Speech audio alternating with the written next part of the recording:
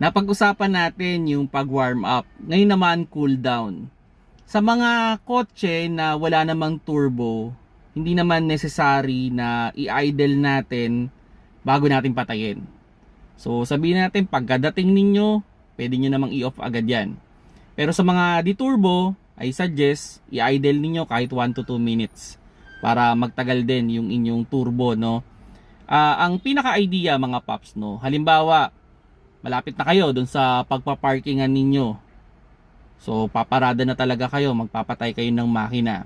Kahit may turbo o wala, pag malapit na kayo sa pagpaparkingan ninyo, lalo na kung galing kayo sa long ride, sa long ride, galing kayo sa long ride, na bumirit kayo ng bumirit ng makina, pag malapit na kayo, ang advice ko sa inyo, like example, mga 5 to 10 minutes na pauwi na kayo, 5 to 10 minutes na lang yung drive ninyo, o sabihin natin mga 5 kilometers o 3 kilometers away, wala nang heavy acceleration. Hayaan na natin yung sasakyan natin na mag-roll.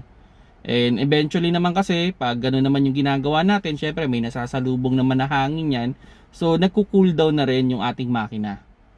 Then yun, pagdating natin doon, hintay lang tayo kahit mga 10 seconds, pwede na nating i-off yan. Itong idea na to, para magtagal yung ating sasakyan. Kumbaga sa tao yan, pagdating, pahinga rin ng konti, di ba? Kumbaga, medyo kung galing ka sa running, 'di ba? Hindi naman pwedeng hinto ka kagad. Kaya kung makita ninyo yung mga tumatakbo, 'di ba? Pagkadating yan, naglalakad yan kasi kailangan nilang mag cool down din bago sila totally umupo. So parang ganoon din yung sasakyan. Good practice yan mga paps para magtagal yung ating makina at wala tayong magiging problema.